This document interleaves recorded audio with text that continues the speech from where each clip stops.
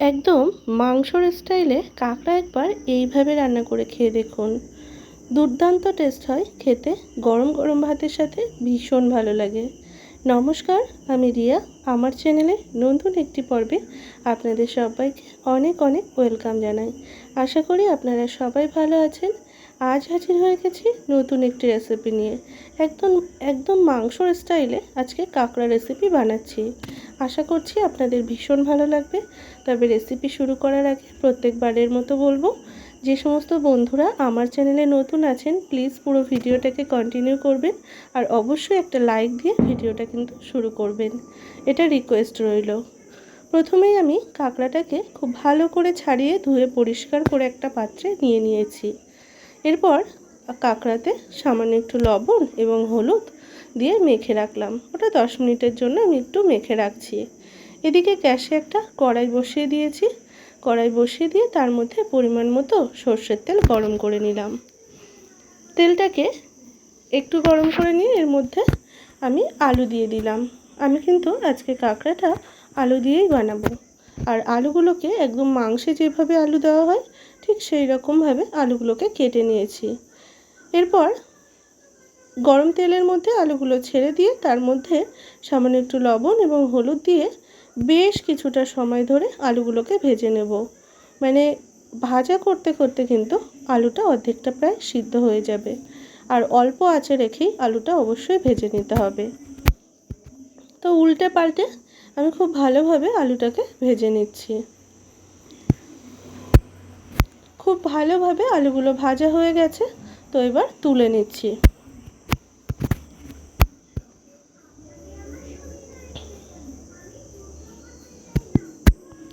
এরপর আমি আলুগুলো তুলে নিয়ে কিছু ফোড়ন এখানে রেডি করে নিয়েছি। তার মধ্যে নিয়েছি গোটা জিরে, আর নিয়েছি হচ্ছে 3টে এলাচ, দারচিনি 2টো, আর তেজপাতা নিয়েছি একটা, আর নিয়েছি হচ্ছে লবঙ্গ। তো ফোড়নটাকে তেলের মধ্যে দিয়ে কয়েক সেকেন্ডের জন্য নাড়াচাড়া করে নিচ্ছি।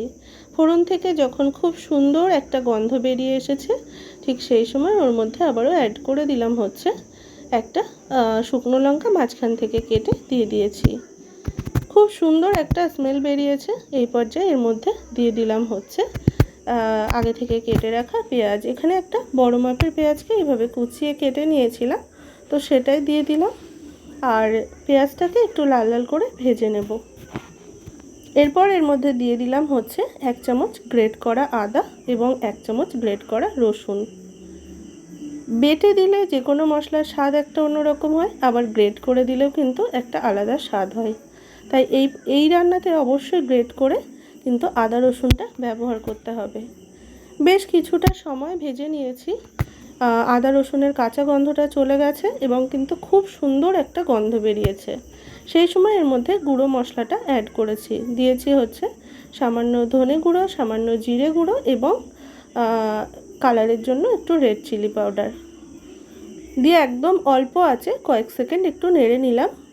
নেওয়ার পর এর মধ্যে আমি ছোটো মাপের 2টো টমেটো অ্যাড করে দিলাম। আর টমেটো দেওয়ার সাথে সাথে স্বাদ অনুযায়ী লবণটাও দিয়ে দিলাম। এতে করে টমেটোটা খুব তাড়াতাড়ি কিন্তু নরম হয়ে যাবে এবং টমেটো দিয়ে যে জলটা বেরোবে সেই জলটাই কিন্তু মশলাটা হালকা একটু ভেজে নিয়েছি। এরপর এই পর্যায়ে অ্যাড করলাম হচ্ছে হলুদ গুঁড়ো। হলুদ গুঁড়োটা একদম প্রথম থেকে দিলে কিন্তু পুড়ে যেতে পারে, তাই ঠিক এই পর্যায়ে আমি হলুদ গুঁড়োটা অ্যাড করেছি। খুব ভালোভাবে মিশিয়ে নিয়ে এর মধ্যে অ্যাড করলাম হচ্ছে সামান্য চিনি। তবে চিনিটা অপশনাল, আপনারা চাইলে দিতেও পারেন আবার নাও দিতে পারেন। চিনিটা দিলে কালারটা যেমন ভালো হয় তেমন স্বাদটাও কিন্তু ভীষণ ভালো হয়। মানে চিনিটা কিন্তু স্বাদটা ব্যালেন্স করে।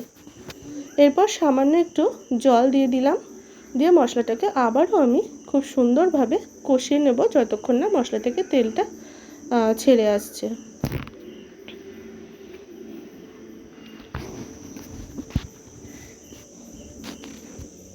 মশলা থেকে তেলটা খুব সুন্দরভাবে ছেড়ে এসেছে। এই পর্যায়ে এর মধ্যে অ্যাড করলাম হচ্ছে আগে থেকে লবণ হলুদ দিয়ে মাখিয়ে রাখা কাঁকড়াটাকে। কাঁকড়াটা ঠিক এই রকম পর্যায়ে বা এই রকমভাবেই কিন্তু রান্নাটা করতে হবে, তাহলে এই রান্নার স্বাদটা একদম মাংসের মতো হবে। অনেকেই আছেন যে কাঁকড়াটা আগে থেকে ভেজে রান্না করে তবে সেই স্বাদটা অন্যরকম, আবার এই রকমভাবে রান্না করলে এর স্বাদটাও কিন্তু একদম আলাদা হয়। বেশ 1 থেকে 2 মিনিট কাঁকড়াটাকে একটু কষিয়ে নিয়ে এর মধ্যে অ্যাড করে দিলাম হচ্ছে আগে থেকে ভেজে রাখা আলুগুলোকে। আলুগুলো দিয়েও আবার মিনিট 2 খুব ভালোভাবে একটু কষিয়ে নেব। আর যখন খুব সুন্দরভাবে কষানো হয়ে যাবে তখন কিন্তু দারুণ একটা স্মেল বেরোবে। খুব সুন্দরভাবে কষিয়ে নিয়ে এর মধ্যে পর্যাপ্ত পরিমাণ আমি জল অ্যাড করে দিলাম। আলুও সিদ্ধ হবে আর এদিকে কাঁকড়াগুলোও একটু সিদ্ধ হবে, তো সেই অনুযায়ী আমি জলটা দিয়ে দিলাম। দিয়ে খুব সুন্দরভাবে নাড়াচাড়া করে নিয়েছি। এরপর আমি দিয়ে দিলাম হচ্ছে 2টো চেরা কাঁচা লঙ্কা।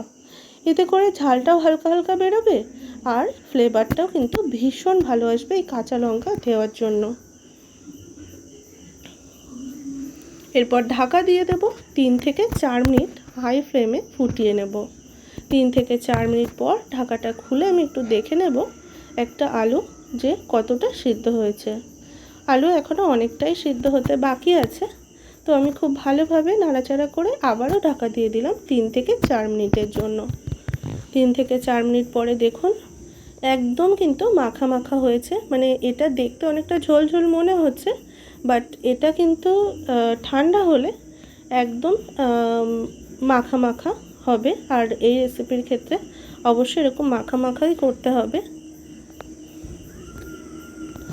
ঠান্ডা হয়ে গেলে কিন্তু একদমই ঝোলটা টেনে নেবে। এরপর এর মধ্যে অ্যাড করে দিলাম হচ্ছে সামান্য একটু গরম মশলা গুঁড়ো। এতে করে স্মেলটাও খুব সুন্দর আসবে আর খেতেও বেশ ভালো লাগবে। খুব ভালোভাবে মিশিয়ে নিলাম। মিশিয়ে নিয়ে আমি 2 মিনিটের জন্য একটু স্ট্যান্ডিং টাইমে রেখে দেব। 2 মিনিট পর একদম তৈরি আমাদের আজকের রেসিপি, একদম মাংসের স্টাইলে কাঁকড়া রেসিপি। আজকের রেসিপি আপনাদের কেমন লাগলো অবশ্যই জানাবেন। ভালো লাগলে লাইক, কমেন্ট, শেয়ার এবং আমার চ্যানেলে নতুন বন্ধু হয়ে থাকলে চ্যানেলটিকে সাবস্ক্রাইব করার অনুরোধ রইল। সবাই খুব খুব ভালো থাকবেন। অনেক অনেক ধন্যবাদ।